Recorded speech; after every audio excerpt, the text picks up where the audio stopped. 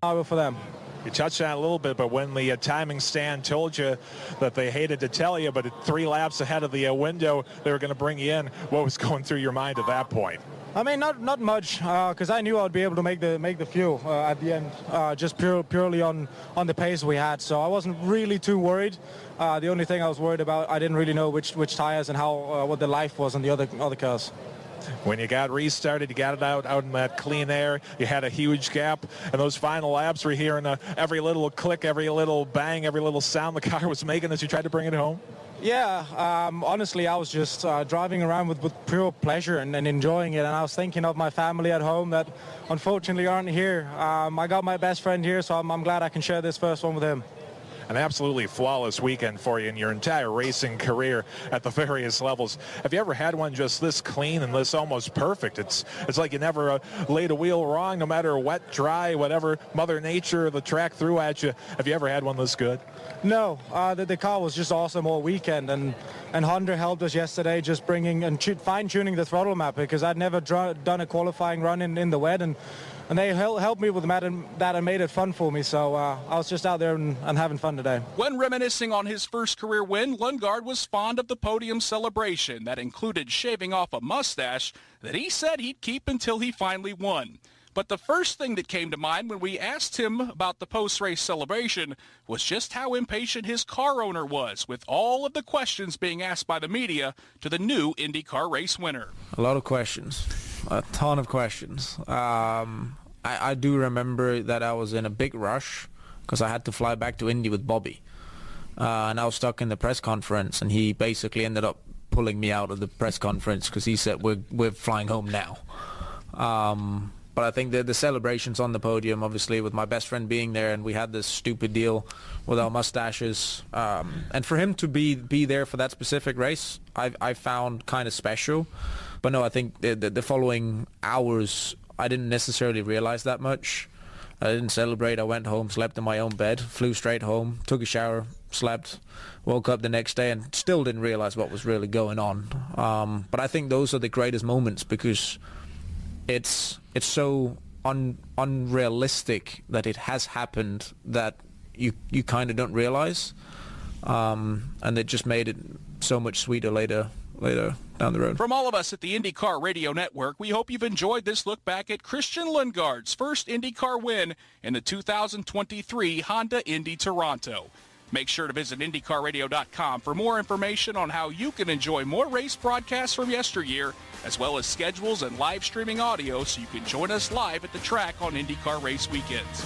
From all of us at the IndyCar Radio Network, I'm Nick Yeoman, and we'll talk to you again soon with another trip down memory lane with First of the Flag.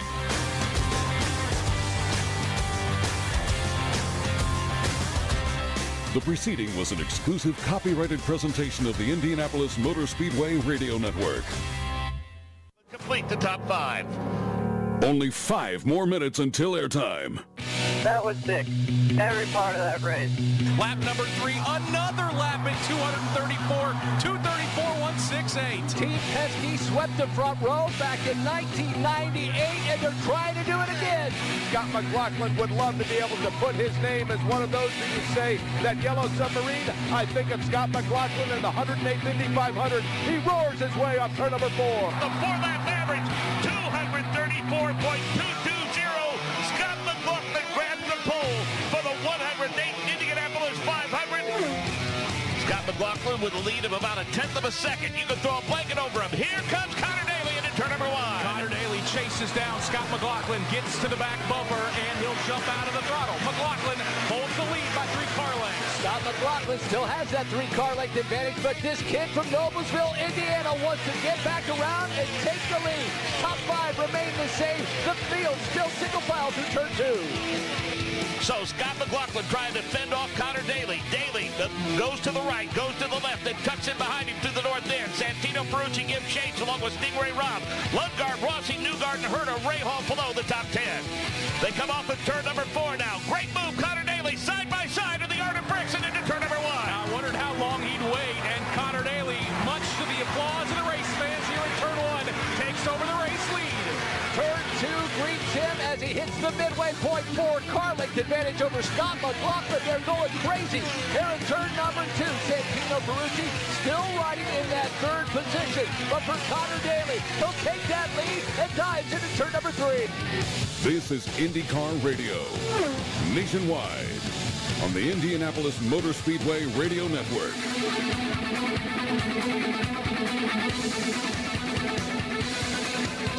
Stay tuned. We're live in 3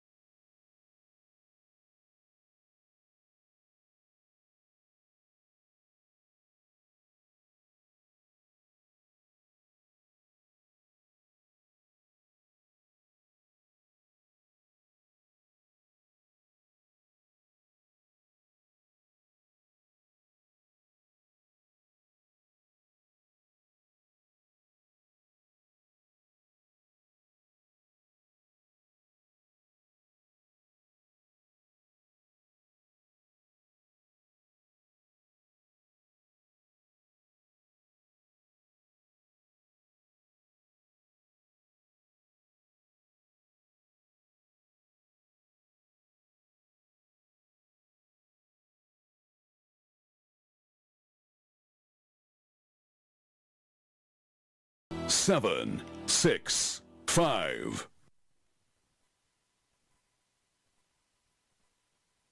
This is the NTT IndyCar Series. With live coverage of today's qualifying, this is IndyCar Radio. Streets of St. Petersburg. How about we go qualifying to set the field for the Firestone Grand Prix of St. Petersburg. Mark James and the whole cast and crew set to take you through the next hour and a half or so as we set the field for tomorrow's race. And as we do it, group number 1 is out on the course. We'll set the field for you momentarily. Tell you about one of the drivers who's had a serviceable weekend so far, Michael Young. He's in group number 2, Felix Rosenquist. Quickly about the tires. That's been the one variable. One really good one. Can you do anything after that? Yeah, we'll see. I think the hard thing is going to be to get them up to temp quick enough. It's a pretty short outlap here, so yeah, if you can do that, do a decent first sector, I think you're good. Breaking into 1 is going to be the hardest part if you opt to do lap 1. But I'm sure you're going to see a variety out there. Some people are going to go lap 2, some are going to do lap 1.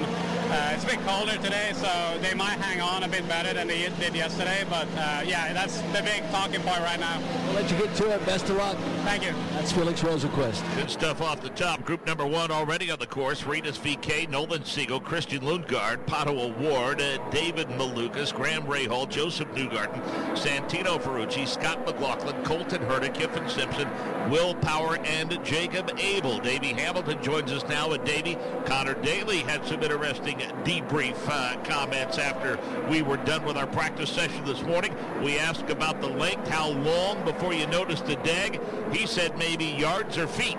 Yeah, right. You want to do in laps or feet or yards. That's right. So these tires are very, very soft. Matter of fact, Mark, when you go and touch the tire, and we know in these Indy cars, they generate so much downforce. The tires are very hard just so they survive stints. You put your thumbnail in a green tire, the softer compound ones. They're soft. I mean, it's like a short track sprint car tire almost. I mean, it's a really noticeable difference. So what they're saying is, man, you have to get that lap perfect because lap 2 may not be there. Now, what Felix just said, which was pretty interesting, you may want to just go out there and go easy on that first lap. Just get some heat in those tires and really lay one down on your second lap. So both, it's going to be, we're going to see first laps and second laps be the quickest.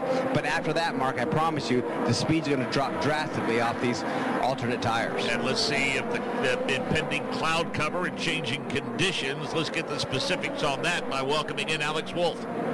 Well, Mark, 70 degrees ambient temperature, 97 is the track temperature. And as you were saying, the sun trying to burn through a cloud cover that's really built up as Indy Next by Firestone qualifying was going on. And we also have a little bit of a breeze that these drivers will be facing as qualifying gets underway. Already 8 minutes to go in this session. 4 minutes have evaporated very, very quickly. And again, this group, Nolan Siegel, Kiffin Simpson, Colton Herta, Santino Ferrucci, Joseph Newgarden, Will Power, then Award, Lundgaard, Scott McLaughlin among those out on the course right now. Those heading across the start-finish line, heading toward turn number 1, Jacob Abel with Colton Herta not too far behind. And Jake Query, Nick Yeoman set up shop out on this fabulous 14-turn course to help us describe the action. So it's a rookie and a veteran, Jake Query, the 51 of Jacob Abel, and the 26 of Colton Herta headed to Pioneer Park. They worked their way around Pioneer Park. As a matter of fact, it's turns 5, 6, 7, and 8 that quickly gets view of the St. Petersburg Yacht Club, but then quickly exits it for a long straightaway. Jacob Abel kicked up a little bit of dirt that Colton Herta has to go through as they come into the view of Nick Yeoman.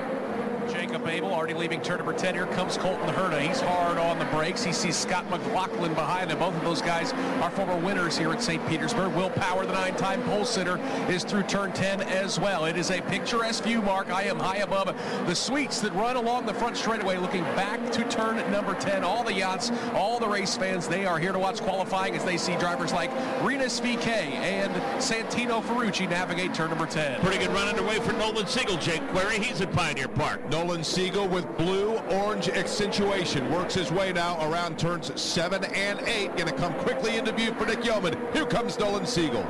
And as a papaya and blue car for Nolan Siegel, very fast in practice. He keeps that car to driver's right, climbs on the binders, then picks up the accelerator. He'll leave turn number 10 in front of thousands of fans in the grandstands. Will Power, Graham Rahal, Scott McLaughlin, Christian Lundgaard, Pato Award, and Jacob Abel as we approach the 6-minute mark. We see Christian Lundgaard. David Malukas now works his way into the fast 6. Nolan Siegel, Davey, going to P1, and it looks like that the race strategists have been plenty busy. Again, changes to the tire allotment, changes to the tire deck and the compound on both the primaries and the alternates. It's had these race strategists scratching their heads throughout most of this weekend. Yeah, it sure does. With a little over 5 minutes to go, I do see Newgarden just has those alternate tires on right now. I think there's some scuffs that he ran earlier on, just trying to see what that car has balance-wise. And momentarily, I think we'll see a lot of cars coming down pit lane, Mark, and bolting on that brand new fresh set of the green sidewall alternate fast tire. Kiffin Simpson among those that have moved to the top of timing and scoring. So as we speak right now at the 5-minute mark, it's Kiffin Simpson, Christian Lundgaard, Nolan Siegel, Will Power, Graham Rahal, and Colton Herta. The one thing about having 13 cars out on this course, Davey, and we saw it with the 2 10-minute sessions yesterday, these guys could have gotten some pretty good qualifying sims in because they're minding their P's and Q's and giving each other plenty of room to roam. Yeah, and that is the most important thing. That's great that they split these groups in half like that, just to allow that all these drivers know, hey, if we get out there in traffic, it does nobody any good. So they're split up, and now we have to make sure they do that after the pit stops, because as we know, once they come in, they put those new tires on. They only really have one good lap, sometimes maybe two at the very most, to get the most out of their car. And if traffic's in your way, it's going to cause you problems. Updates of pit road. Let's start with Alex Wolff. Well, we see Arrow McLaren driver Nolan Siegel come in. He's gone on to the alternates after some bank laps as well. Former winner in St. Pete, Bram Rahal does. They both take a second to cool things off for just a few moments before they'll head back out for their flying laps. Michael Young. Yeah, down on this end of pit lane in front of Santino Ferrucci, also Christian Lundgaard. Both of the teams have put those fans in those brake ducts trying to cool them off. They put the alternate tires on, brand new sticker set of alternate tires, but they are waiting. We have about 4 minutes remaining in this first round of qualifying, Group 1, and they're going to wait till the very end to go out and see if they can lay a fast one down. Of course, one lap to get up to speed, and then that flyer, see if they can get themselves into the fast 12. Joseph Newgarden already on those alternates. He's working his way toward turn number 3 now, so Joseph Newgarden trying to get himself at least into the next round. Jake Query, he enters Pioneer Park. And Newgarden works his way around Pioneer Park and looks like he's got pretty good grip right now. We'll see if that holds. He works his way past the Yacht Club, now sets up, takes that righty of turn number 9. Joseph Newgarden, Nick, coming towards you. And everyone we talk to says it is important to baby these alternates on your outlap because you may only get one good flyer. Here comes Newgarden into turn number 10. Looks like he's still on the primaries. No, he is on the alternate. It's accelerating out of turn number 10. It's interesting to note, Davey Hamilton, that a lot of times in the past we have seen cars start to come onto pit road with 6 minutes remaining in the session. But, Davey, because of the fact that that DEG is such a factor, some of these teams, some of these drivers waiting until the 4-minute mark to come to pit lane. Yeah, they sure are. And matter of fact, because they know that they really have one chance. They don't need a lot of time on this alternate tire to get it done. Now, Kevin Simpson, I think he is on a set. It's probably sick or set. He has a good time right now.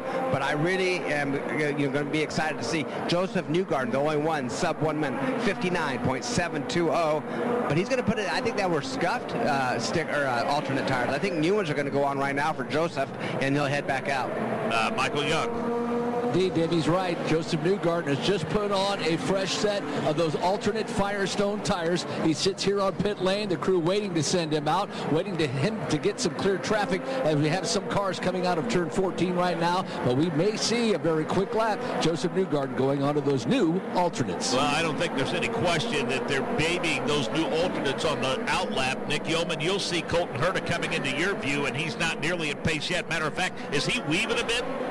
He is. I think he's trying to get some heat in those tires. The timing line mark is just exiting turn number 10 through that little switchback of 11 and 12. So that is where you want to get on the throttle. We're seeing him. Here comes Jacob Abel. He's on the alternates. Will Power as well. Everybody trying to get some heat in tires, Mark, for one flying lap here in qualifying as we're down to about 90 seconds. We haven't talked about Santino Ferrucci much, but Santino Ferrucci going to be looking to gather some speed. Matter of fact, this is his first foray out onto the racetrack. At Santino Ferrucci, he sets up that Sexton machine, Jake Query, from Pioneer Park. And he got just a little bit bumpy through turn number 4, did Santino Ferrucci. Now works his way around Pioneer Park, sets up turn number 8 and turn number 9. Santino Ferrucci now works his way onto the main straight of the back way. Such a great season last year, jumping over to AJ Foyt Racing, top 10 in the championship standings. Here comes Santino Ferrucci, red and black machine, Sexton Properties, the sponsorship. He's on the throttle, heavy out of turn number 10. 1 minute left in the session, and it doesn't look like Kiffin Simpson is going anywhere, at least not just yet, Davey Hamilton, although now we see Nolan Siegel goes to P1 and Kiffin Simpson is doubled to third.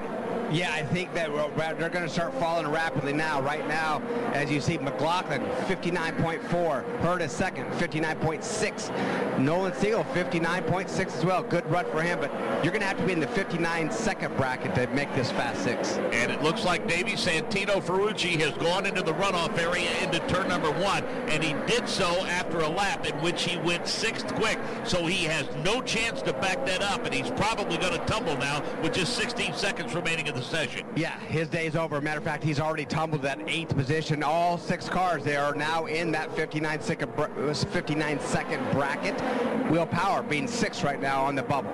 And Jake Query, Colton Herta got a little too hot, had to climb on the binders, and that opened the door for Scott McLaughlin to roar past. Yep, McLaughlin went right past him, and that was right setting up for turn number 4. Now Herta's going to try to make up some speed, working the way around 7 and 8. McLaughlin now has just behind him the car of Colton Herta. So we've got Scott McLaughlin, Colton Herta, Nolan Siegel, Joseph Newgarden, Christian Lundgaard, and Will Power right now are the 6 fastest. Will Power making his way off of turn number 10 as we speak. And Nick Yeoman, we've got the Arrow McLaren car headed your way. It looks like that is the car of Pato Award. Wow. Yeah, I think all 3 of them are in this qualifying session, and Christian Lundgaard slipped through, then went Pato Award. Here comes David Malukas. So as the clock has hit 000s, Mark, everybody dashing for that timing line. Any mix-up in the top 6. And one of the cars that we have our eye on now is Renus VK. He's the latest to head your way, Nick Yeoman. And he was very fast in practice this morning. He'll use the red and white curbing slowly, gingerly into the corner,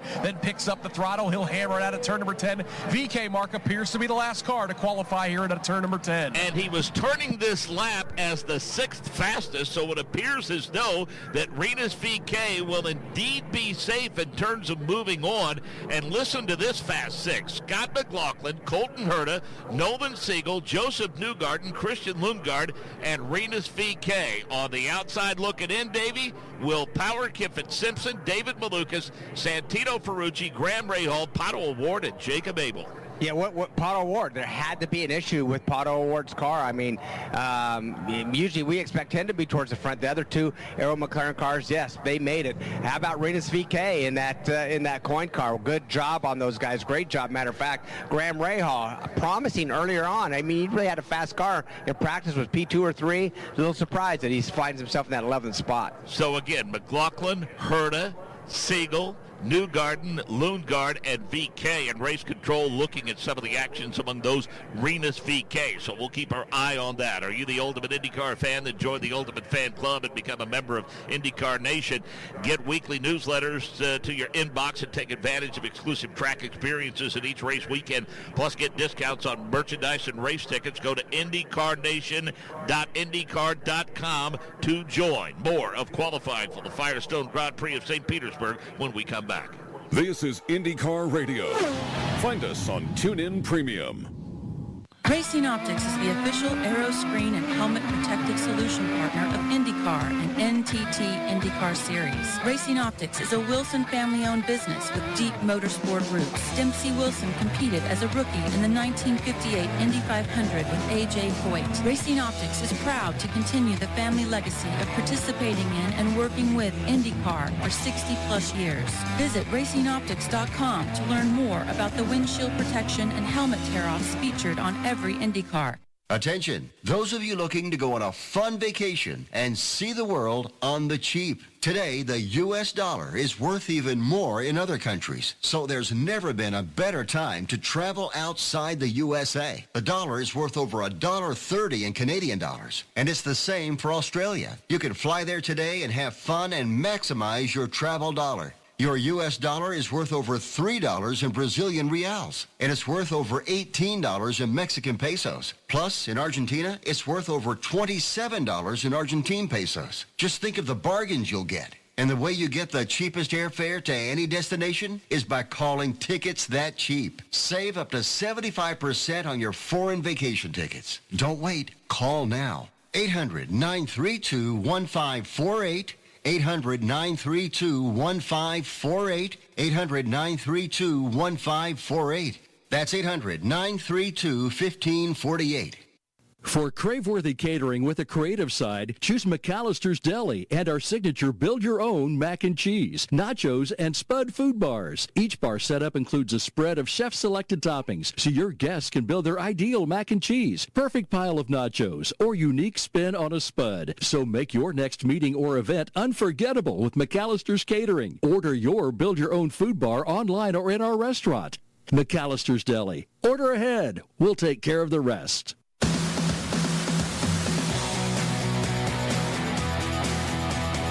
Notable names not moving on. Will Power and Pato Award. Power barely missed. Right now looks like he'll roll up 13th, but Davey Hamilton, one Pato Award. Last year's winner going to be mired deep in the field, and a long day in store for the Firestone Grand Prix of St. Petersburg and Pato Award. Yeah, going to start back of this field. Not good. Two teammates made it, but he did not. Pretty surprising. Will Power barely missed it, by the way. 59.85 to a 59.87. That's all Will Power missed, beating VK in that Firestone Fast 6. But hats off to VK. I mean, he's with that Delcoin Racing first time this year. They've already made the Fast 12. So round number 2, Marcus Erickson, Alex Pillow, Connor Daly, Stingray Robb, Kyle Kirkwood, Marcus Armstrong, Felix Rosenquist, Devlin DeFrancesco, Scott Dixon, Alexander Rossi, Louis Foster, Callum Eilon, Christian Rasmussen, and Robert Schwartzman. It's clear, Davey, that for all the head scratching that Kyle Moyer was doing about the tire strategy, it appears as though they have it figured out. Well, they do. I mean, they still have a long weekend to go, but yeah, they're all getting narrowed down to what they have to do. It seems like most teams have the same strategy. It really kind of, even though it's a guessing game, it kind of locked down what they really had to do when they seen these tires are so soft and they go away so quickly. Key is tomorrow. When are they going to run these softer alternate tires in the race? Is it early, late, middle? And whoever lucks out and runs in the least amount of time in between cautions or whatever that may be, that's the one that's going to be in front of this field right now. And then, matter of fact, the Jacob Abel, let's get a shot at it. I know he is bottom of the chart, going to start last tomorrow, but not that far off the pace for his first time in that other Delcoin car. Well, I think everyone will agree. He's an accomplished racer, and it is a big step, and rarely does someone make that step and is competitive right away. And I think Jake Babel understands what he's up against, and I think he's going to take full advantage of the seat time and use every time and every lap to get better and better and better. Yeah, absolutely. And we have, matter of fact, here's one in this session right now. Let's keep an eye on Robert Schwartzman and that new Prima team. They had radio problems. He had zero practice in this morning. So he's cold turkey. He's coming straight out to qualify. Doesn't know what he has for a car. And by the way, he's the only driver in this entire field that's never been on this racetrack before. First time, first year. So it's going to be an uphill battle, but we'll see how we fare out. So believe it or not, with all of the records in the record book that he has rewritten and all of the races that he has won, the Firestone Grand Prix of St. Petersburg is a race in which Scott Dixon has never, ever visited victory lane. Been runner-up, been the bridesmaid plenty of times, Jake Query. We're watching the PNC Bank machine right now set up for turn number 3 and head toward Pioneer Park. Almost impossible to grasp that statistic as Scott Dixon works his way now through turns number 4 and 5. Let's go down to pit road first, though, and listen to Michael Young with Will Power. Yeah, Will clearly frustrated with that round of qualifying. Walk us through the alternate tires and what you had out there. Frustrating morning, obviously, with the MGU unit. It's just not gotten off to a good start. But talk us through that qualifying session. Yeah, it was pretty good. I just carried too much speed in the first corner of the lap and understeered wide, then had to lift, and that was enough to get me through. Just frustrating because I know we got good cars. When you have a push like that, does it destroy the fronts? Can you still salvage another lap out of them? No, not the reg. You don't have another lap, but it doesn't destroy the front. I mean, it just pushed wide. I got on the throttle. You have to get back out. That's more than that was a tenth and a half, 2 tenths actually.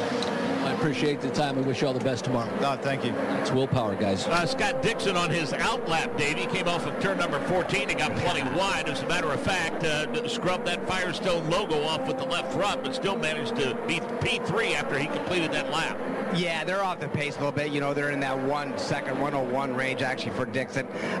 Fortunately, didn't bend anything. He just scuffed, as you said, got the Firestone off the right side tires, and they're going to come in anyways. They're going to be putting the softer compound tires on, probably with about 4 minutes to go in this session. We're at 7 to go, so here momentarily we'll see him come in, put new tires on, and then make sure he doesn't do that again. Alex Wolf.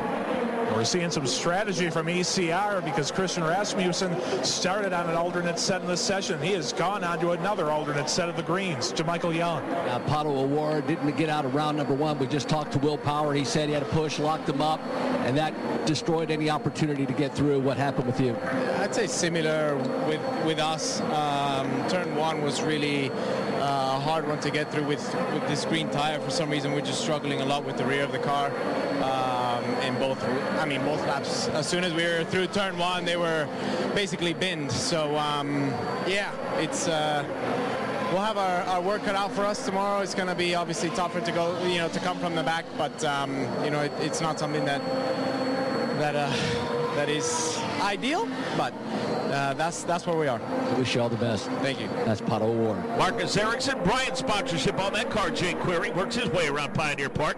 Bryant, of course, one of the longest running sponsors on a car at the Indianapolis Motor Speedway for years. Now taking their turn with Marcus Ericsson, works his way around Pioneer Park. Marcus Ericsson very quickly is going to come into your view, Nick, in turn number 10. Yeah, that car is sharp and it is fast, although a bit of a wiggle as Ericsson tried to woe it down for turn number 10. That maybe wasn't the cleanest entrance into the corner, but the Swedish Indy 500 champion from a couple years ago picked up the throttle and accelerated out. Mark, that Bryant car's been fast all weekend. Looking for the three-peat as the series champion, Alex Palou in that DHL car, Jake. Alex Palou works his way now, going to set up and work his way through turn at number 5 and 6. Now quickly working for turns 7 and 8.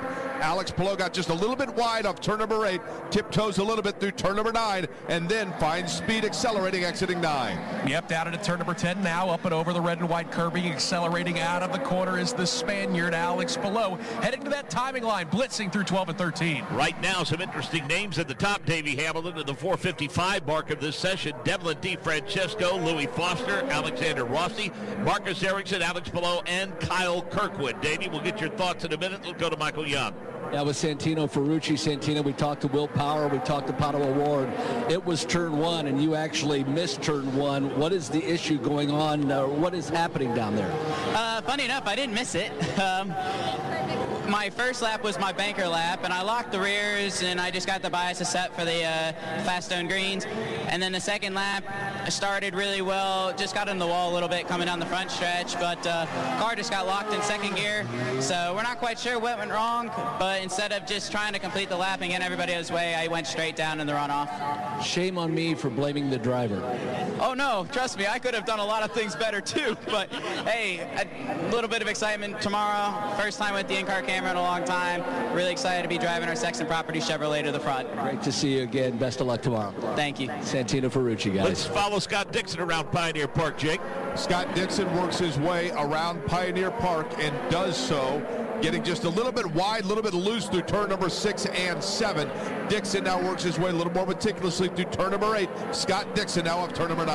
Yeah, but it's those familiar orange and blue colors of the PNC Bank sponsorship for the veteran Scott Dixon through turn number 10. This is year 25, Mark Janes, in the sport for Scott Dixon. Boy, wouldn't he kick it off in a nice way with a win here in St. Pete. I tell you who's having a pretty good qualifying session, too, is Louis Foster, the rookie in that 45 car for Ray Hall, Letterman, Lanigan Racing. Davey, he's currently P2. Yeah, currently P2 right now. I think what happened with Foster, Devlin DeFrancesco, they put the alternate tires on early just to go try to get a lap in, see what the balance is on those cars, and now they're going to come in and put another final set on with it just under 3 minutes, I would think. Also, I watched Rossi. He's going for it. He put his new tires on. Same problem with him. Going down in turn 1, the back end locked up, just as we heard that a few of the other drivers did. Back end locked up, down in turn 1, and lost a lot of speed, so we'll see what he can recover here. Dixon jumps to P1 with 2 minutes 30 seconds remaining in the session. Alex Wolf.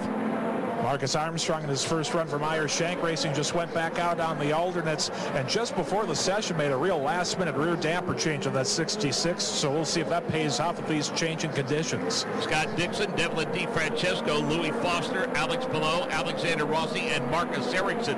The Fast Six looking to get into the round of 12. On the outside looking in, Kyle Kirkwood, Marcus Armstrong, Callum Eilont, Felix Rosenquist, Connor Daly, Robert Schwartzman, Christian Rasmussen, and Stingray Robb. And Davey, there's little doubt with the activity picking up on pit road with about 3.5 minutes left in the session. It looks as though these drivers have learned you're going to get one lap and one lap only on these alternates in qualifying. And that's exactly right. We've seen Scott Dixon's second contact. He had a contact coming off of 14 on the front straightaway. Just had a wall contact again coming off of turn 9. Doesn't seem to hurt anything. He's in the pits, going to put that another set of green sidewall softer compound tires out, give it one more shot with just over a minute left. Let's see if the good run continues for the 45 machine of Louis Foster. He starts to exit Pioneer Park, which means he's headed to Nick Yeoman next. Yep, such an impressive season a year ago, winning the Indian X by Firestone Championship. Here comes that red and black car. Boy, he slung it into turn number 10. Louis Foster picks up the accelerator. He's got another former Indy Next graduate, Stingray Robb, chasing him him out of turn number 10. 21 machine of Christian Rasmussen with that impressive-looking Splenda sponsorship on the side pods of that race car. Works his way through turns 3 and 4, setting up for turn number 5. Let's keep an eye on the 21 machine of Christian Rasmussen, Jake. He was very impressive as a rookie a year ago, aggressive at times. Rasmussen now works his way around Pioneer Park as Christian Rasmussen sets up now turns number 7 and 8, and very quickly then will come into the view of Nick Yeoman. I had a chat with his team owner, Ed Carpenter, who expects some big things for this second-year driver now running a full season. Christian Rasmussen, yellow side pods, bounce over the red and white curbing. He accelerates out of 10. Alex Palou, the next one to Pioneer Park. Alex Palou now works his way. That rear end steps out just a little bit as he sets up through turn number 4. Now works his way around 5 and 6. Alex Palou, that familiar paint scheme. Nick, you're going to know it when you see it, and you're going to see it coming quickly off turn number 9 for Alex Palou. And I think what we're learning, Jake, is you want the rear end to step out a little bit. That means you're fast. You just don't want to end up against one of these concrete walls. Alex Palou is pretty good at keeping them off those walls. He's clean out of turn 10. Felix Rosenquist, the next one to drive through Pioneer Park. As Felix Rosenquist works his way through Pioneer Park, got just a little bit squirrely as a matter of fact. Sets up now as the checkers are about to fall in the session. Rosenquist, we watch him now through turn number 8. That rear end not as loose, Nick Yeoman, through turn number 9. He's got the Sirius XM sponsorship. Rock band Shinedown on the side pods of that as well. He had to check up. One of the Prema cars was a little slow through turn number 10. Not sure if that impeded Rosenquist's lap. He got back on the accelerator mark out of turn 10. And it looks like everyone is pretty much off the pace now as we have just the car of Marcus Ericsson that we're waiting on to clear the timing and scoring loop for the final time. But Ericsson had already worked his way into the Fast 6. He improved his time, did not improve his position. So, Davey, here's who is moving on. Palou, Dixon, Rosenquist, Ericsson, Armstrong, and Kyle Kirkwood. Just missing Devlin DeFrancesco, Louis Foster, Robert Schwartzman, Alexander Rossi, Connor Daly, Christian Rasmussen, Stingray Robb, and Callum Ilott. An interesting 6, Davey, getting ready to join Renus VK, Nolan Siegel, Christian Lundgaard, Joseph Newgarden, Scott McLaughlin, and Colton Herta. Yeah, a little surprised on some of the times, especially from Armstrong and Kirkwood. They didn't get into that 59-second bracket. They're the 1 minute bracket. A little surprised that it didn't take that to get into the Fast 6. Then another one, how about we talked about him, Robert Schwartzman, didn't, first time ever here, didn't have any practice earlier, finds himself, not too bad in that, he only missed it by 3. I think he'll be starting 18th tomorrow, but his teammate Ilott, who looked fast all week, is going to start dead last on this field in 27th. Next up for the series, Turbo Club, March 21st through the 23rd. Join us on the INDYCAR app powered by NTT for live coverage of every lap, including practice on Friday and qualifying on Saturday. Then listen to live flag-to-flag coverage of the race Sunday afternoon, 2:30 Eastern on radio stations and outlets nationwide. The round of 12 coming up as qualifying continues on the streets of St. Petersburg. Create your own IndyCar team and compete in the IndyCar Fantasy Challenge driven by Firestone. To get started, download the Grid Rival app or go to IndyCar.com/fantasy. What's the difference between a Hinchman fire suit and others? Safety. Hinchman fire suits are made with materials that are permanently fire resistant. Experience and innovation. Peter DiPaolo wore the first Hinchman fire suit in the Indianapolis 500 nearly a century ago. Quality and value. Your fire suit is an investment in your safety. Hinchman Racing Uniforms. Committed to giving you the safest and best fire suits along with friendly personal service. That's why we say nothing fits like a Hinchman. If you're going on a trip and you need a car reservation, call the car reservation hotline now for access to every major rental car deal across the United States. We can save you a ton of money. Don't get lost searching, and don't get lost in an endless phone tree nightmare. When you call us, there's never a hold time. You'll get connected to a real human. We have access to crazy rental car deals. And we make it easy. Just one phone call to access everything. How much simpler can it get? Find out right now for free what kind of car rental deals we can get you. You'll be amazed. Pick up the phone and call the car rental hotline right now. Call 800-797-1239. 800-797-1239. We'll even give you one free rental car day with your reservation. Write this number down right now and call. Call 800-797-1239. That's 800-797-1239. Well, hey there, it's your friend Stormy Warren here, and I want to invite you to my new home, the Big 615, exclusively on TuneIn, the official home of country music, broadcasting live from Nashville to the world. Get the latest on country music from your favorite artists to brand new music. Hear it all on the Stormy Warren Show, weekdays from 7 a.m. to 1 p.m. Central. Well, how do you listen? It's easy. Just search the Big 615 or ask your device to play the Big 615 on TuneIn. Round of 12 is next. Marinas VK, Nolan Siegel, Christian Lundgaard, Joseph Newgarden, Scott McLaughlin, Colton Herta. They'll be joined by Marcus Ericsson, Alex Palou, Kyle Kirkwood, Marcus Armstrong, Felix Rosenquist, and Scott Dixon. And as Davey talked about some surprises, some guys who looked pretty good in some of the earlier practice sessions, Davey, most notably the Ed Carpenter race team. Both those guys on the outside looking in. Yeah, it looked so good early on in practice, going, man, how about Rossi and Christian Rasmussen? Both look great in those Ed Carpenter cars. Something happened to qualify. I did see Rossi get loose down into turn 1, so maybe just a balance problem between the primary and alternate tires. But then, I think hats off to DeFrancesco, Louis Foster, and I think they did a good job. And even Schwartzman, that hasn't ever been here before, his first time on track today, was in qualifying and had a pretty good run. Now, when you look at the times, they definitely are off. They're off, 3/4 of a second, so they have a long ways to go. But surprised, and I think we're all surprised that two people didn't get in, and that's Will Power and Pato O'Ward. I think given everything, Ray Holt, Letterman, Lanigan Racing probably more than a little frustrated with Graham having to roll off 21st, but Devlin DeFrancesco and Louis Foster, all in all, those are decent starting positions for them in their initial effort with this race team, 14th and 16th. Yeah, no question about it. I think it's, not a bad thing to look at all. And matter of fact, look at another one. Kevin Simpson, if you look, he didn't make it. He starts 15th tomorrow. His teammates right now are Palou and Dixon, who knows whether, but they're in the top 12, and right now 1 and 2 in Group 2.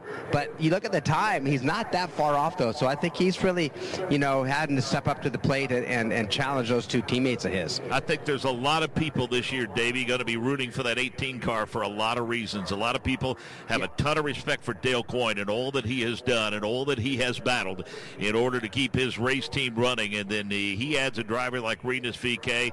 Renus VK, very popular driver, and to see both of them work their way into the round of 12 with their first effort together makes a lot of people very happy. Yeah, I completely agree. And I think, Renus has respect. I think that our American fans have come to love him. He's been with Ed for a long time. Ed is a popular team, a popular guy, and Renus very gracious, has showed speed.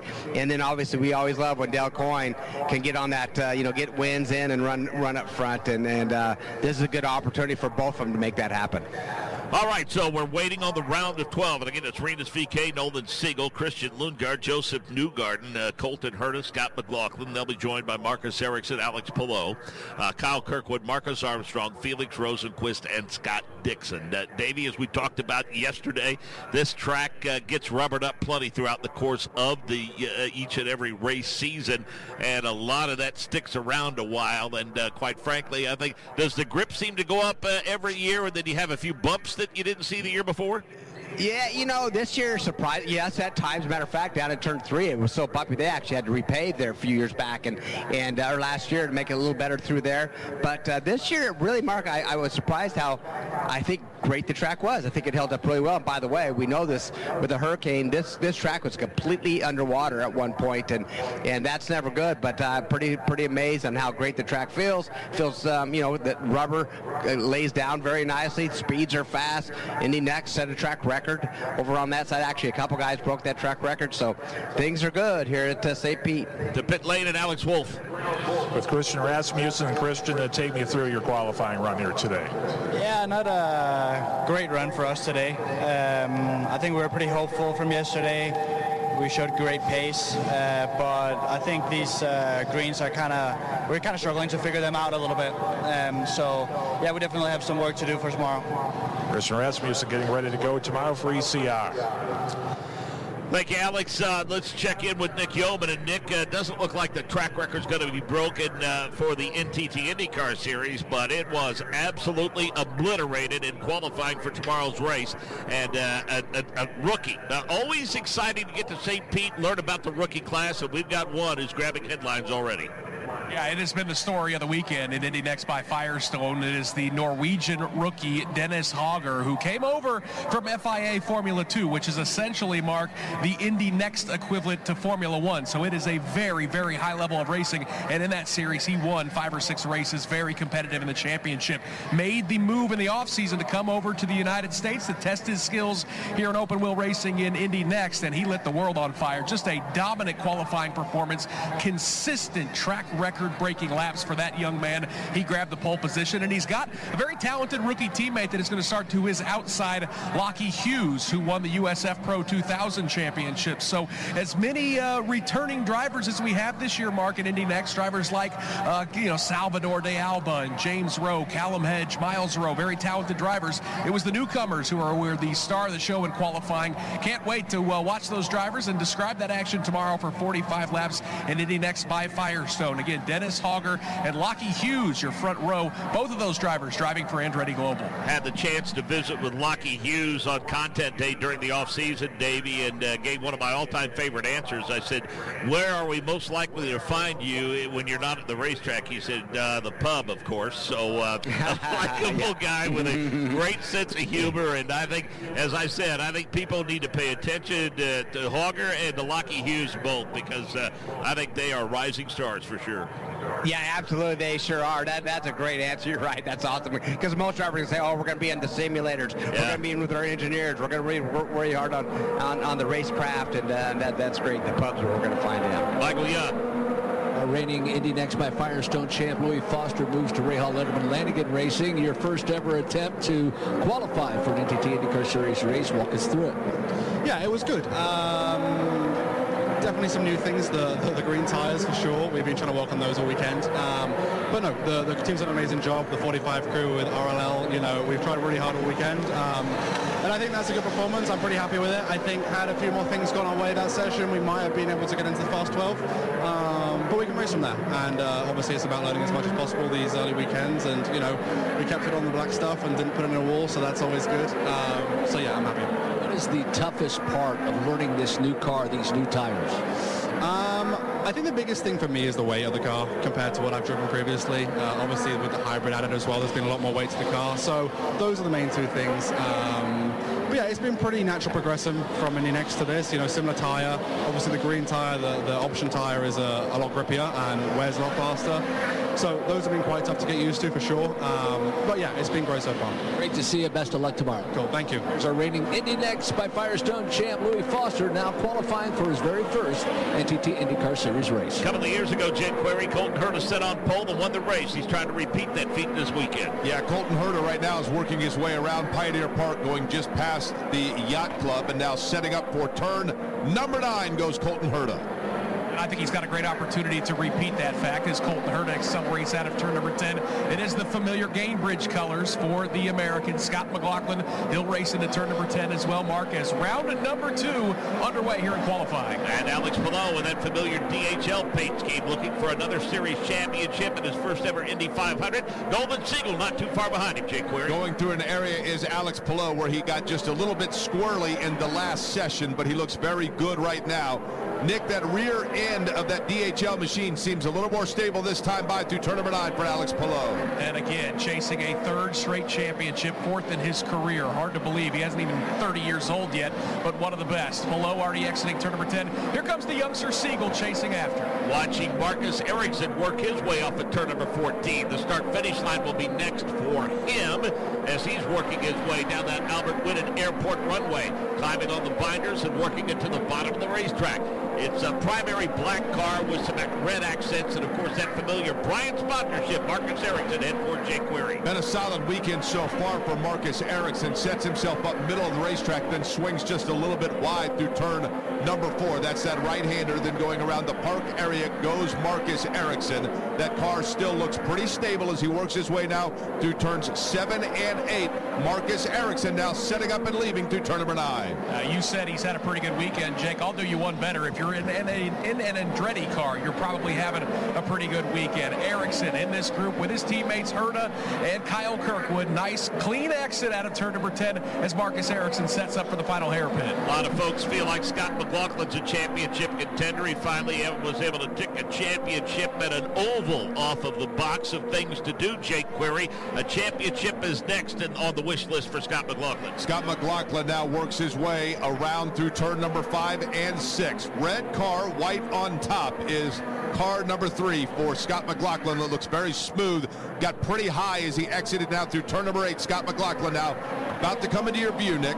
Yeah, he calls this the printer wagon for Scott McLaughlin. He blitzes by Colton Herta, who did the sportsman move to move over to driver's left and let McLaughlin go by, who was on a flyer. Looked pretty strong for Scott McLaughlin. Remember, Mark, yesterday in practice, he had an accident in turn number 4. Colton Herta, currently P1 with a time of a minute flat, 5.640. Then Kirkwood, McLaughlin, Pillow, Rosenquist, and Siegel, the fast 6 for now. Ericsson, Dixon, Armstrong, Newgarden, Lundgaard, and Renus VK. Renus is yet to go out in that 18 machine. Davey, he might be taking a wait-and-see approach and throwing on a set of those alternates and going out and running that one lap to see where it gets him. I mean, he already knows he's in the round. He already knows he's among the fast 12 cars. Yeah, that's right. Now that is exactly right. Is go out there right now on your greens that you just qualified on, or maybe your alternates, or I mean your primaries. Then come in right, like I say, within 4 minutes to go. I would say put that another set of those green softer compound alternate tires out and go and try to get that one lap in. Well, Michael Young. Scott Dixon just came in. He put on a pair of those scuffed alternate tires. He just was released from his pit box. No changes to that car. Looked like they might be adding a little bit of the front wing, but they decided not to. Further down, Scott McLaughlin getting set to pit as well. And as you say that, he is coming onto pit lane right now to the service of his crew. Meanwhile, the PNC Bank machine, it is at speed. That is, of course, the veteran Scott Dixon looking for his first win here, and he has kind of wound it up a little bit, and he is gingerly working his way around Pioneer Park, Jake Query, and he is building up speed, and his next lap should be his lap. Yeah, it looks like he's trying to get himself a little bit of separation right now and get a clean track in front of him. Scott Dixon, who has gone wide on exit of a couple of turns on this track, but just now, Nick, getting into speed. I think this is an outlap. As he blitzes by, he does have a set of alternates. So I think just what we've been talking about, babying those tires. You don't want to scuff them up on the outlap. Now, Mark, Scott Dixon will pick up the accelerator and start to pound away on those green tires. How about an update from Michael Young? It's interesting to see how this tire game plays out. Scott McLaughlin actually went out on primary tires. He beat it around for about 5-10 minutes or so. Now he's put on a pair of the brand new alternate tires. Can't say 10 minutes because it's only 10 minutes in this session, but 5 minutes in, they've gone to sticker alternates. It'll be interesting to see what kind of lap he can lay down, Alex Wolf. And for Marcus Armstrong doing the same sort of thing as he has come to a stop. They got the fans on the 66 car cooling it off. He's going with a sticker set of the alternate tires, so the tire strategy down on my end also continuing in this session. Scott Dixon currently 9th quick, but he's trying to pick up the pace a little bit, Jake Query. Yep, quick is the key word here because he is quicker than the last time he came into my view. Scott Dixon now without any error whatsoever swings just a little bit wide through 7 and 8. Scott Dixon now works his way around Pioneer Park. Yeah, he's not leisurely driving around this racetrack now. Now Scott Dixon is pushing out of turn number 10 with that orange and blue PNC Bank car, picks up the throttle, roars by the race fans here in the turn 10 grandstands. And we see Christian Lundgaard go to P1. Colton Herta second fastest, then McLaughlin, then Kirkwood, then Pillow and Rosenquist. We've got Siegel, Ericsson, Dixon, Armstrong, Newgarden, Renus VK still yet to clear the timing and scoring loop, Davey. Yeah, they're coming. Once they clear, it's going to set it right now. A little surprised with a few like Scott Dixon. Where's he going to end up? We're going to see. Just made it through turn 3, heading down towards turn 4. He has a lot to gain to try to get in that fast 6. But right now, how about Christian Lundgaard, that new Aero McLaren team for the first time looking good. P1 so far. And Jake Query trying to work his way cleanly through Pioneer Park. I'll tell you what, Jake, he's already by you. The PNC Bank machine of Scott Dixon setting up for turn number 9, headed toward Nick Yeoman with 3 minutes on the clock. Yeah, here he comes, and that car not glistening as much as you usually would see down here in St. Pete because it is complete cloud cover. No sunshine here. Scott Dixon out of turn number 10. Michael Young. Alex Palou just went out on brand new sticker alternate. So too Colton Herta. Still waiting on Scott McLaughlin. We expect him any moment. We have been waiting for Renus VK. We now see him, Nick Yeoman. You will see him too as he exits turn number 9. Yeah, he played the waiting game trying to pick it up, and now he's going to be way off the accelerator mark. So I think now is going to be a flyer for Renus VK. Now he's full song accelerating out of turn number 10. Alex Palou giving chase. Been pretty good day so far.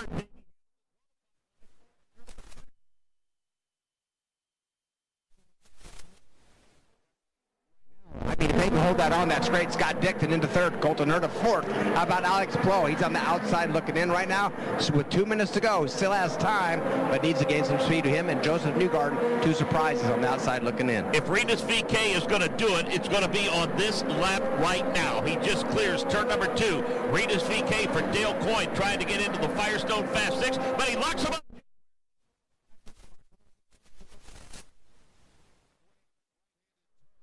He managed to get back up into speed working around Pioneer Park.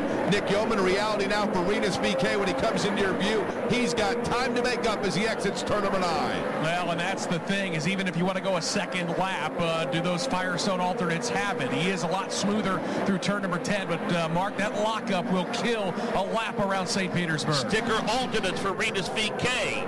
Colton Herta trying to get to P1. He's through Pioneer Park with one of the Arrow McLaren cars in tow. So now Colton Herta sets his way around the yacht area. He's got turns 7 and 8 to negotiate. He works his way around it. He does all of this with Christian Lundgaard just behind him. There is Colton Herta accelerating out of turn number 10 as Felix Rosenqvist has gone P1. Here comes Christian Lundgaard. He's clear out of turn number 10 as well, Mark, as we are under a minute here in round 2 qualifying. And it was a short-lived visit to P1 because his teammate Marcus Armstrong leapfrogged over him.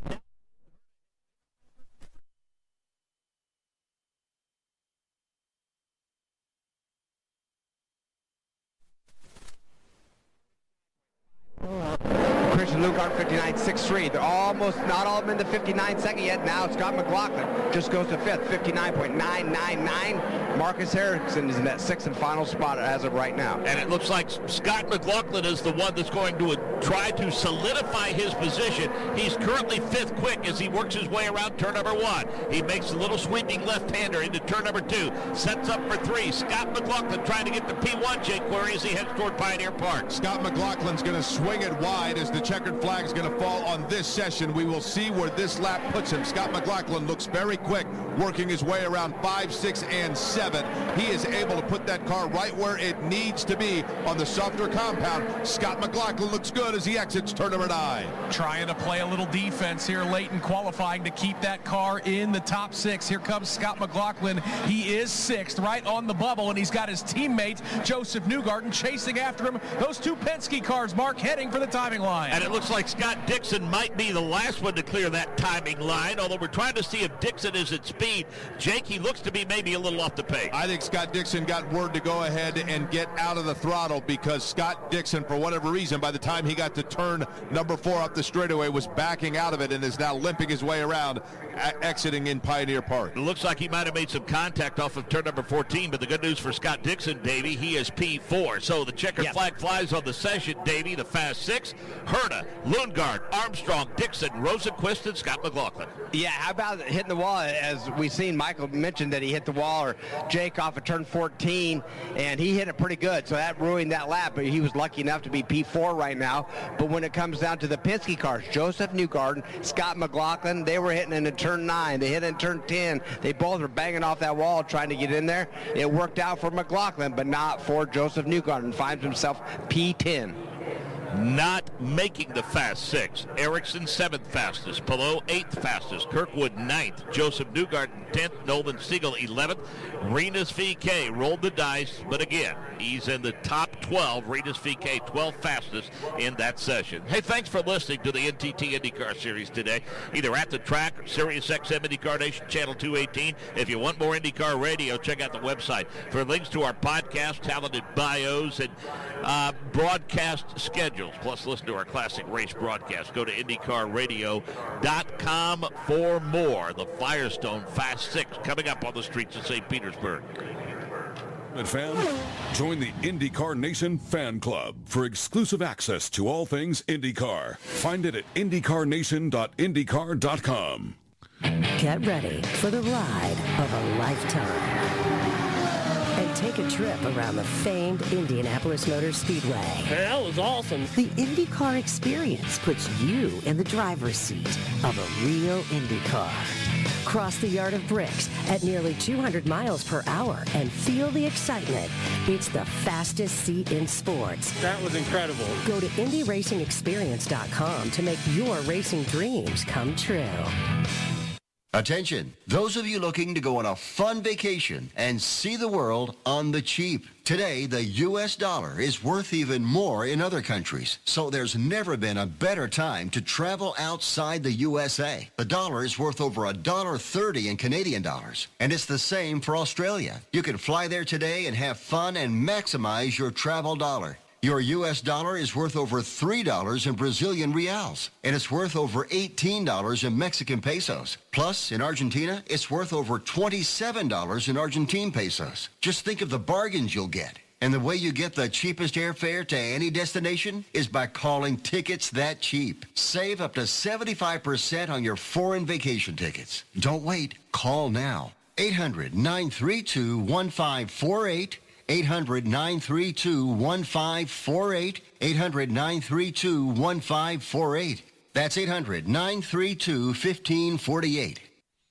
Race fans, catch every lap of every NTT IndyCar Series race on IndyCar Radio. Next up, the Thermal Club Indy Grand Prix in 3 weeks. Race coverage starts Sunday afternoon, March 23rd at 2:30 Eastern. Mark James, Davey Hamilton, and the entire crew will be on hand to bring you every exciting lap from this world-class track. The Thermal Club Indy Grand Prix is on IndyCar Radio, nationwide on the IMS Radio Network. That was sick. Every part of that race.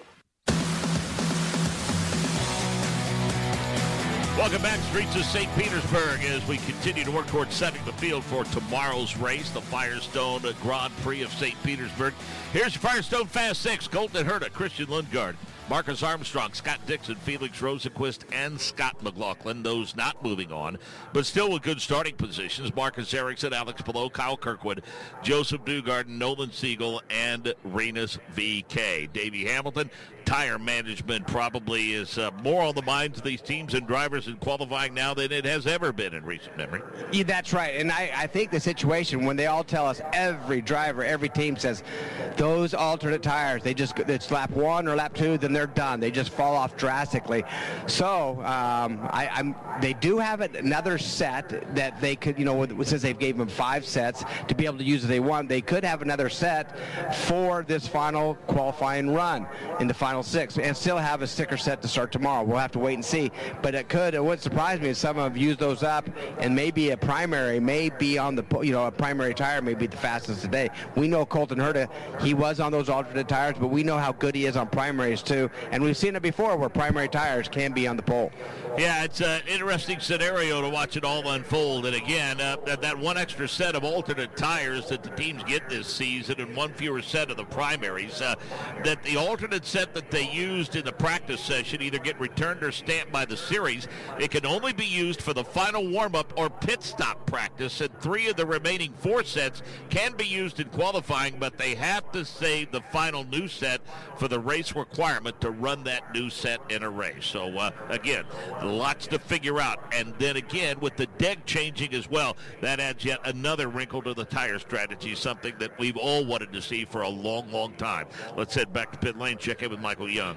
Well, of course, fantasy racing has become quite popular in the past several years, and IndyCar starting something new this year, the IndyCar Fantasy Challenge, driven by Firestone. Here's Eric Smith, the editorial and digital content lead, to tell us a little more. And obviously fans like to get involved, and they like to pick their drivers, and sometimes your favorite driver is potentially not who you need to pick in certain scenarios. Explain this new format and how it works, Eric. So yeah, when you pick your drivers, you're going to get passing points. So you don't necessarily want the guy that's going to start on the pole, because if somebody starts 6th and charges their way forward, you're going to get 5 more points on top of that. So you want to be strategic how you choose your teams. You only got so much money to play with when you pick your drivers, so you got to really pay attention and practice and qualify to know who the guys are going to be that's Chargers on Sunday. Who and how are the drivers' actual cost, their actual value, their worth determined?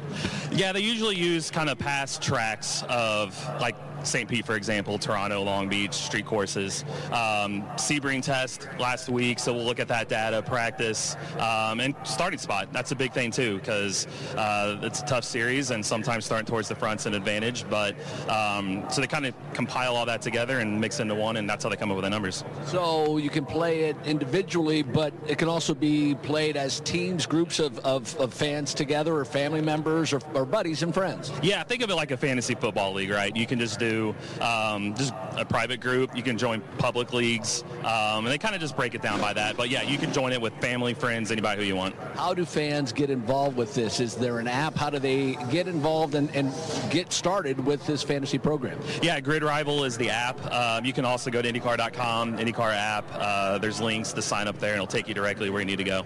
So tell me, before we finish this Fast Six, if you were to pick potentially the drivers for the weekend, who are you going to go with? I'm looking at Plo right now. He didn't make the Fast Six, but he's been quick all weekend. Actually, out of his last 15 street course starts, he's got one finish worse than 8th. So you know he can charge. He's good here. Pato Ward finished 2nd a couple of years ago, won last year. He's going to come from the back. So those are a couple of guys you can keep your eye on. Joseph Newgarden, good on street courses. He'll be starting 12th tomorrow. So those are some guys to watch. Scott McLaughlin won right here. He's good on street courses. You can't name the entire field, Eric. No, I would stick with maybe those first 3, but you can start there. Okay, and then finally, prizes at the end of the year. Is there a big prize for the best whoever finishes at the top, or the teams that finish at the top? Yeah, they do weekly prizes and weekly by race, and then a season-long prize, and there's a grand champion. I think they do the top few finishers get points and prizes, so it's kind of all broken down on the website as well. All right, tell us one more time how they can get involved with this. Yeah, just go to INDYCAR.com, INDYCAR app, Grid Rival app too. You can download on your phone, and everything will be right there how to sign up. Appreciate your time. Thank you. That's Eric Smith. He's the editorial and digital content lead at INDYCAR, and that's the INDYCAR Fantasy Challenge, driven by Firestone. Get involved. Going to be a lot of fun this year, Mark Janes. Good stuff. Thanks to Eric Smith. We appreciate his outstanding promotion of our network throughout the course of the year. He's a good friend of this radio network for sure, and appreciate Eric Smith and all of his efforts. And Davey Hamilton, one thing about the 21-year history of this race, it has been kind to veterans, because there are 5 drivers with multiple wins here in the 21-year history. Elio Castro-Neves, of course, has won it 3 times, but guys like Bourdais and Montoya and others, Newgarden, have been multiple winners here. So when you get it figured out, it stays figured out with these veteran drivers. That's right. And you know, that's the surprising one, because we see those repeat winners and the ones that really excel here. Matter of fact, Colton Herta is looking really good. He dominated this race before, but I'm still blown away by the stat you did earlier. Scott Dixon, all the seconds, all the wins that he has, or seconds I should say here, all the wins he has everywhere else in the championships, but does not have a win here at St. Petersburg. It blows me away. 20 starts, 7 podiums, and 3 starts of 11. But again, 20 starts for Scott Dixon and no wins, and he's a 6-time champion with 58-plus wins in his career, closing in on 60 in a hurry and entering A.J. Voigt territory, which is the most rarefied of air. The 6-minute mark. Going to be interesting, Davey, to watch this tire strategy unfold as your Fast 6. Colton Herta, Christian Lundgaard, Marcus Armstrong, Scott Dixon, Felix Rosenquist, Scott McLaughlin. When do you think we will see drivers come to pit road for those alternates? Well, I still think of that 4-minute mark safely. It could be even that 3-minute mark. But, you know, one thing that threw me off, and I keep forgetting, you know, I got to tell myself, before we did not have that extra set of the alternate tires to qualify all 3 rounds, first round, second, and the Fast 6. But now that we have an extra set, that will allow these drivers to be able to put on a fresh set of those alternate tires. So, man, we all knew. Usually we didn't have them, and I thought that primaries would be the ones to beat. But right now, every car out there is on a set of scuffed, softer compound, green sidewall tires. And so I expect that they're going to have a new set to be able to put on for this Fast 6. Colton Herta, for one, is not wasting any time in that Gamebridge-sponsored machine. It's become a now familiar livery, Nick Yeoman, as he passes out lane field. Now, he doesn't waste time doing anything. He is fast everywhere we go. Here comes Colton Herta. You can hear him quick on the accelerator, leaving turn number 10 in the shadows of the Dali Museum. He's got Scott McLaughlin giving chase as well. They're joined by Scott Dixon, Christian Lundgaard. They're making their way through turn number 10 as well. And before long, it'll be Felix Rosenquist working his way toward you in turn number 9, Nick Yeoman. It's been a good qualifying session so far for that Meyer-Shank team. And tip the cap to his teammate, Marcus Armstrong, who's leaving turn number 10 as well. Those are the 6, Mark, and what a tip of the cap to the Meyer-Shank team. Great weekend, and both drivers with a shot at the pole. And it looks like 1, maybe 2 laps at the most, Davey, because we already see Scott McLaughlin headed toward pit lane. Yeah, I did see Scott Pill in there. Now, what he'll do probably is he'll put those tires on, wait just a few minutes to make sure it's really clean and good racetrack, doesn't get any traffic, and just sit in pit lane just for a bit before he goes out and tries to put that thing on the pole. Michael Young. And on cue, he shuts that car off, and he sits on pit lane. In goes the brake fans, and we also have Scott Dixon getting set to come in. They're all on stickered alternate tires. Expect them to go out any second. Alex Wolf. Felix Rosenquist doing the same at the 60 car. They pull down the tires, the fresh alternates, make a front wing adjustment. Also had Christian Lundgaard coming for Arrow McLaren. So Rosenquist should be heading out momentarily. They take the fans off. He's ready to go. We are watching the 7 machine of Christian Lundgaard work his way around Pioneer Park, Jake Query. That papaya and black familiar paint scheme, but it's new for Christian Lundgaard this year. Works his way around Pioneer Park. Car 7, turn 7. Now into turn number 8, exiting turn number 9 is Christian Lundgaard. And I love the fact that INDYCAR and Firestone are giving her an extra set of alternate tires. So oftentimes, Mark, we're breaking track records in round 2. Now we've got a chance with fresh alternates to throw down some big laps. That's what Christian Lundgaard's trying to do as he blitzes his way to the final hairpin. Yeah, and I think one of the things from Michael Young's comments with Kara Kristalik earlier today, Davey, that, as we said, adds a wrinkle to it. Yeah, they made some adjustments in terms of that tire allotment, but it's the dig, I think, that's going to figure into it prominently as well.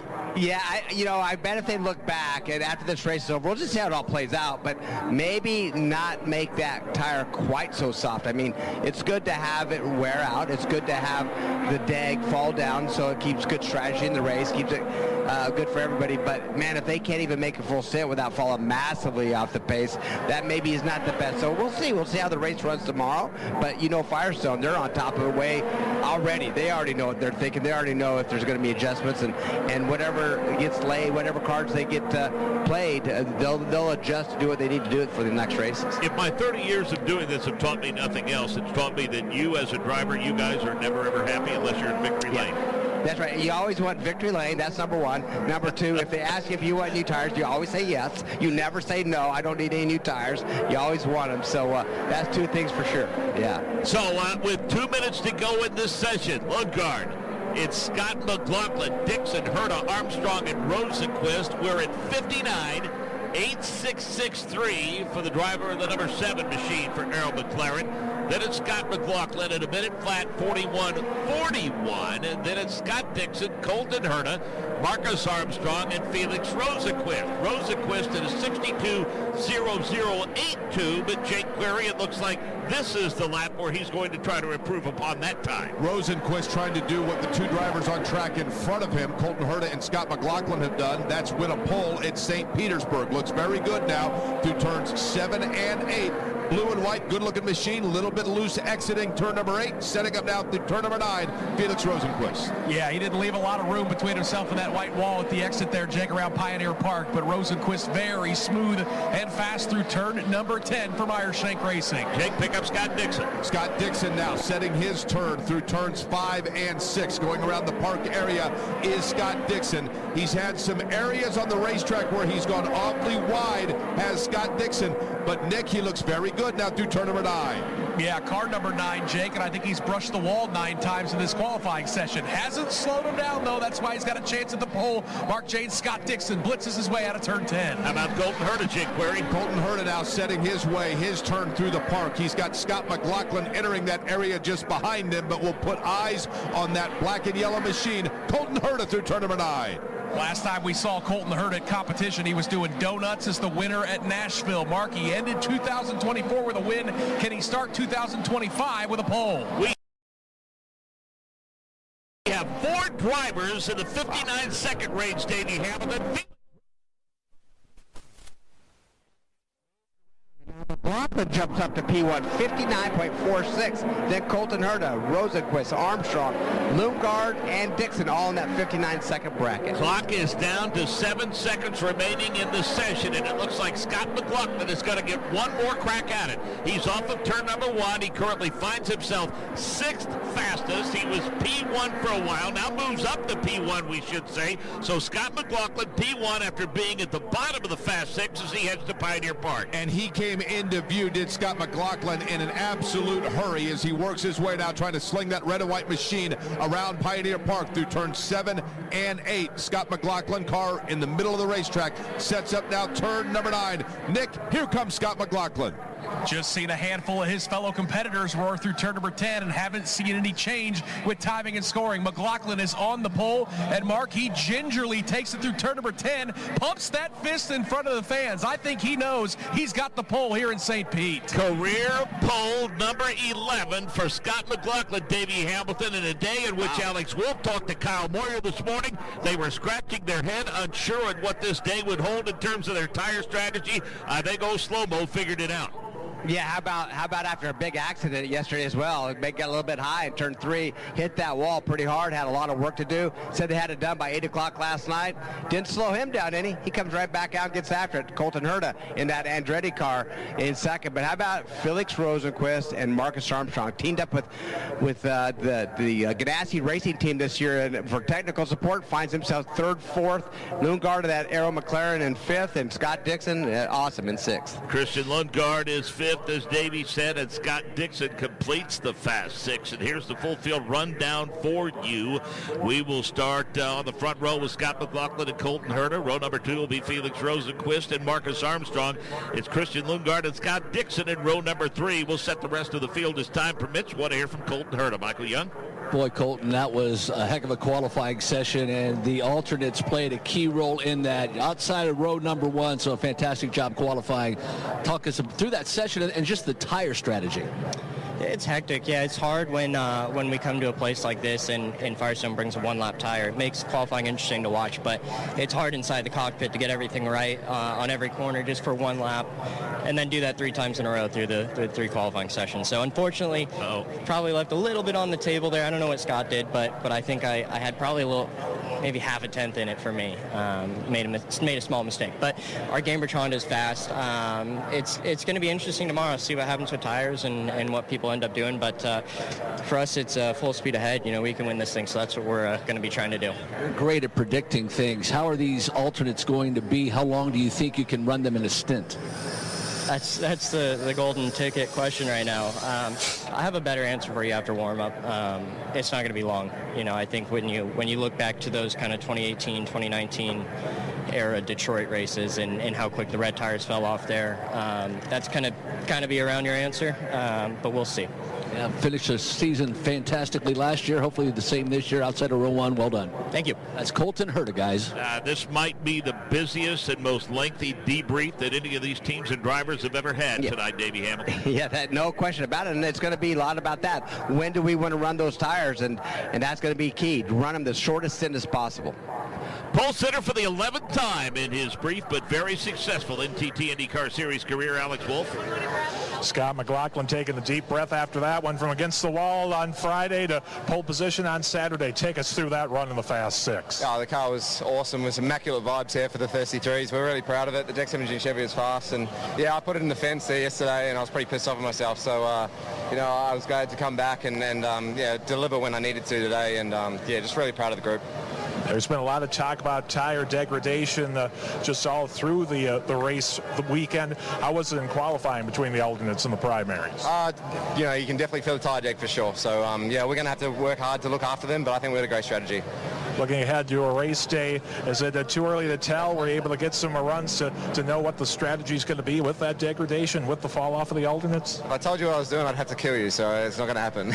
Well, I appreciate my life too much, so we'll keep that secret until race day, but congratulations on your 11th career pole. Appreciate it, man. We really honestly have no idea right now, so we'll see how we go.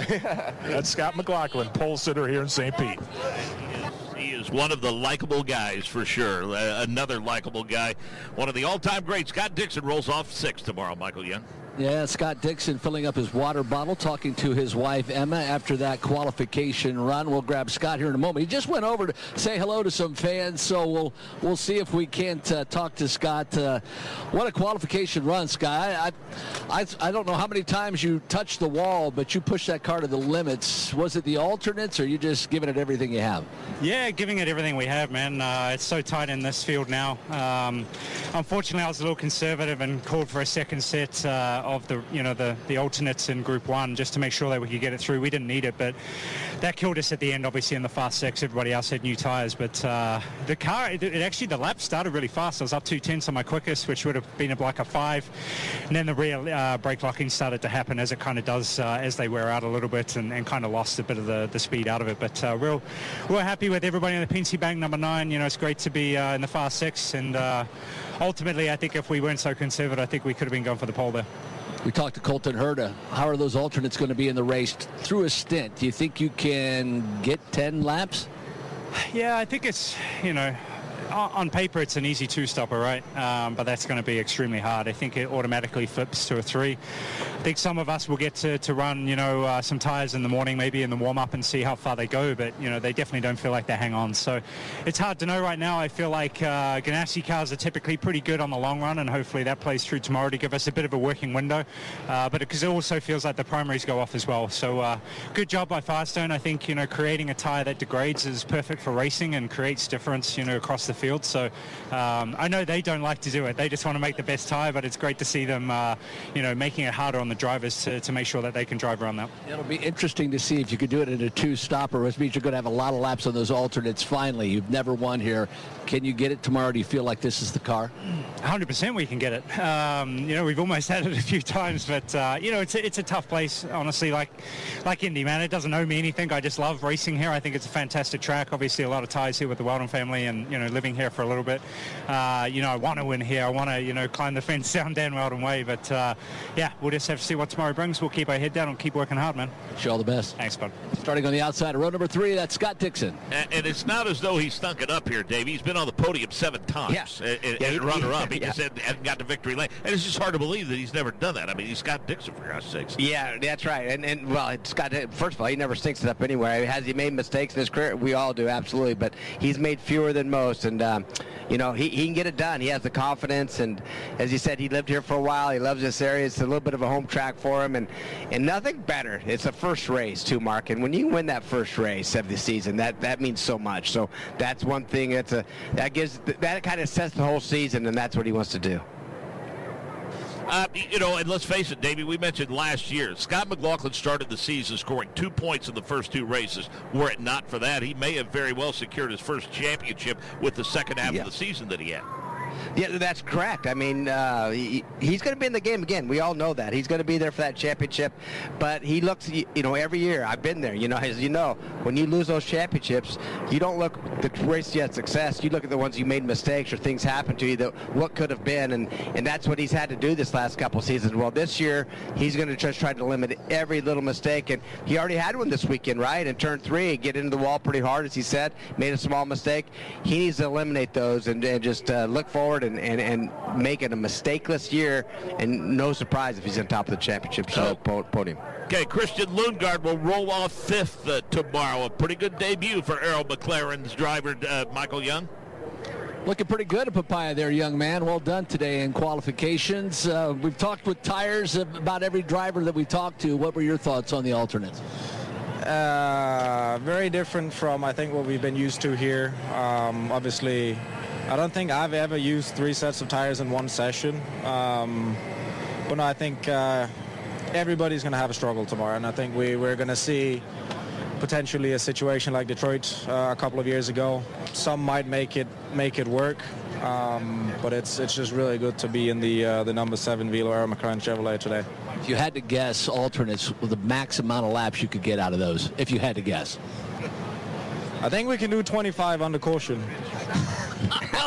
I bet you could as well.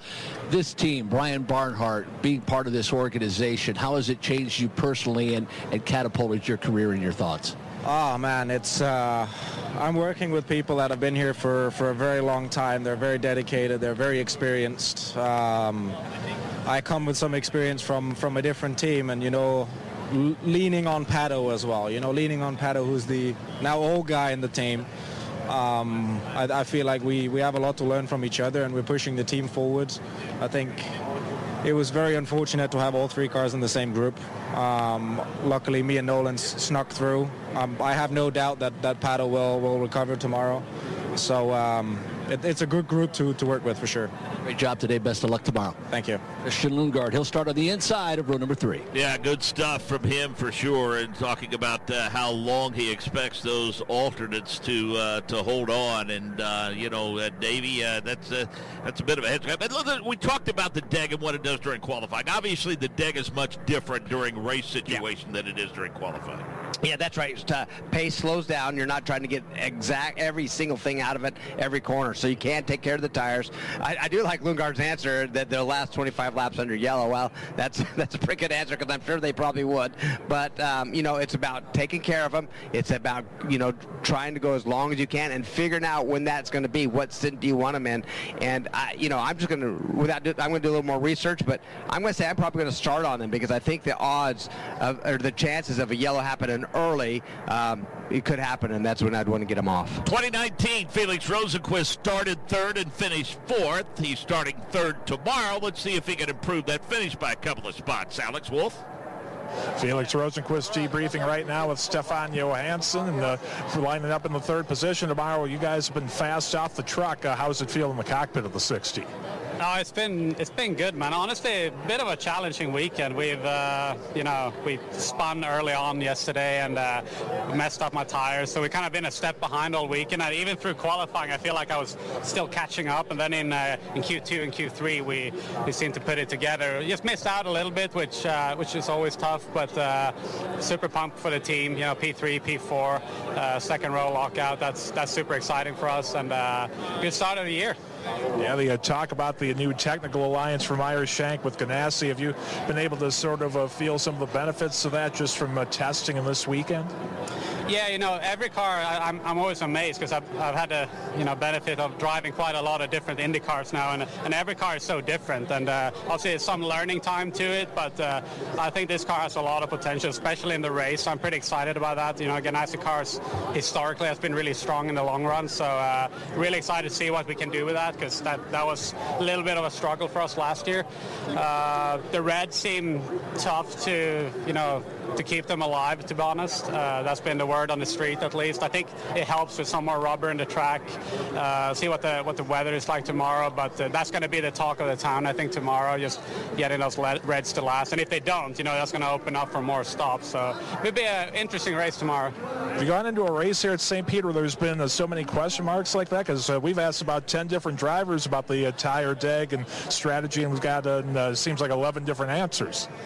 Yeah, dude. It's we drove quite a lot on the Reds yesterday because we had a spin, so we kind of had no choice but to drive on them. And we tried to not learn too much from practice 1 because it's not really relative in terms of track conditions. But yeah, I'm with you, man. It can literally be anything, and we've seen time after time in INDYCAR that we think the Red's gonna DEG, and then all of a sudden in the race you can do a whole stint. So it's hard to predict. That's the toughest part with INDYCAR racing. Well, a great qualifying run today, and we look forward to seeing what you can do tomorrow. Thank you, man. Appreciate it. That's Felix Rosenqvist. Interesting final warm-up tomorrow, Davey, and boy, this pit strategy is going to be varied, and obviously, as we said, going to be a long night for those race strategists, those drivers trying to decide how they're going to hit the right formula in the race tomorrow. Yeah, that's exactly right. And they have that final warm-up, as we talked about. They're going to put the alternate tire on to see how far they go, how big of that drop-off is going to be, and that's going to dictate everything. And I'm anxious to see that, and I think everybody is thankful that final warm-up is on race day and they have a chance to run these alternate tires. So very, very key. And so then when it comes to that, is it going to be luck? Is it going to be luck that you have your tires on at exactly the right time and potentially a yellow comes out to save you so you don't have to run that many laps on them, or does everybody have to go a full stint and may the best guy win? We'll soon find out. Will everybody do 3 stops tomorrow, or will some be able to do it on 2? Oh, like I say, the first fuel, you could definitely do it on 2, but I'm so sketched and skeptical on the alternate tire, just not being able to make it very long. So I think it's going to be a 3-stopper. I just think that they're going to fall off too much. We'll see what happens in that final warm-up tomorrow, but I'm going to say that if you try 2, you're just going to be so far off the pace, and you're better off to waste that little bit of whatever it costs you in pit lane to put a new set of tires and go back out. So, and then like I say, yellow, I think the yellow is going to fall at some point, and that one of those stops could be under yellow. Well, bring a thick pad of paper, and your pen's got plenty of ink, and be ready to do a lot of figuring tomorrow for sure. Maybe even bring a calculator with you, but enjoy the weather, enjoy the evening. We'll catch up with you at 9 o'clock tomorrow morning. Sounds great. Rolling on 27th tomorrow will be Callum Ilott. Row number 13 will be Stingray Robin, Jacob Abel, and row number 12, Padua Ward and Christian Rasmussen. Row number 11, Graham Rahal and Connor Daly. Row 10, Santino Ferrucci and Alexander Rossi. In row number 9, David Malukas and Robert Schwartzman. In row number 8, Kiffin Simpson and Louis Foster. Row 7 features Will Power and Devlin DiFrancesco. In row number 6, Nolan Siegel and Regis VK. Row number 5, Kyle Kirkwood, Joseph Newgarden. In row 4, Marcus Erickson, Alex Pillow. In row number 3, Christian Lundgaard, Scott Dixon. In row number 2, Felix Rosenquist, Marcus Armstrong, Colton Herta on the outside of row number 1, and on pole for the 11th time in his career, Scott McLaughlin. Join us tomorrow morning, 9 o'clock, for the final 30-minute warm-up session, and then we'll see what the young rookie Dennis Holger has for the rest of the field in the Indy Next, presented by Firestone. Flag-to-flag coverage of that event begins with the pre-race at 10, and then join us at 11:30 Eastern for complete coverage of the Firestone Grand Prix of St. Petersburg. Director of IndyCar Radio is Chris Pollock. On-site engineering and production courtesy of Rick Evans. Master control operations in our Indianapolis studios, thanks to Corbin Lingenfelter. Want to thank Nick Yeoman, Jake Query for the outstanding call out on the course. Look forward to their call tomorrow. And an outstanding job all day long by Alex Wolf and Michael Young from the pits. For our driver analyst, Davey Hamilton, this is Mark Jane saying so long for now for the Firestone Grand Prix of St. Petersburg.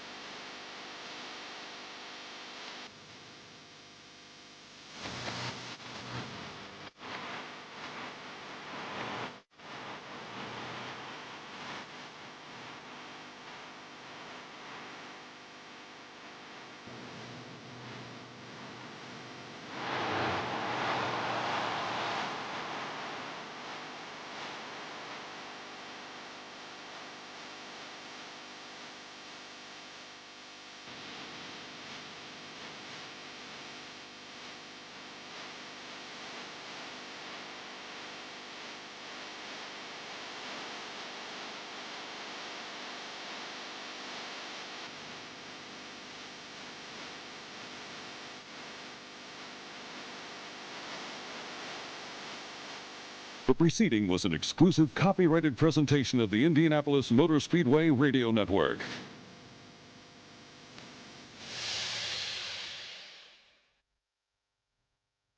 Every lap, every session, every race. Download the INDYCAR app powered by NTT Data today for live onboard cameras, timing and scoring, and more. Download in the App Store or Google Play. Attention, those of you looking to go on a fun vacation and see the world on the cheap. Today, the U.S. dollar is worth even more in other countries, so there's never been a better time to travel outside the USA. The dollar is worth over $1.30 in Canadian dollars, and it's the same for Australia. You can fly there today and have fun and maximize your travel dollar. Your U.S. dollar is worth over $3 in Brazilian reals, and it's worth over $18 in Mexican pesos. Plus, in Argentina, it's worth over $27 in Argentine pesos. Just think of the bargains you'll get. And the way you get the cheapest airfare to any destination is by calling Tickets That Cheap. Save up to 75% on your foreign vacation tickets. Don't wait. Call now. 800-932-1548. 800-932-1548. 800-932-1548. That's 800-932-1548. Hi, I'm James Hinchcliffe with a message from Outrun the Sun. If we could prevent breast cancer, we would do it. If we could prevent lymphoma, we would do it. If we could prevent leukemia, we would do it. We can prevent most skin cancers. So, let's do it. When you're at the track, protect yourself. Don't let a sunburn become part of your race day tradition.